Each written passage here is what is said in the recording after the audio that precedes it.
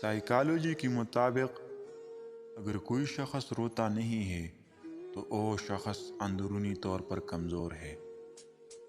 اگر کوئی شخص کم بولتا ہے مگر جب بولتا ہے تو اگر تیزی سے بولے تو وہ شخص اپنے اندر کچھ راز رکھتا ہے۔ اگر کوئی شخص چھوٹی چھوٹی چیزوں پر روئے تو وہ شخص معصوم اور نرم دل کا مالک ہے۔ اگر کوئی شخص عجیب طریقے سے زیادہ کھائے تو وہ شخص ٹینشن میں ہوتا ہے۔ اگر کوئی شخص بہت زیادہ ہنستا ہے، حتیٰ کہ غیر ضروری باتوں پر بھی ہنستا ہے، تو وہ شخص اندرونی طور پر انتہائی اکیلا ہے۔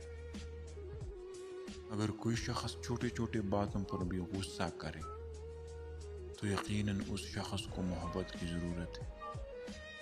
اگر کوئی شخص بہت زیادہ نیند لیتا ہے تو وہ شخص اداس ہے۔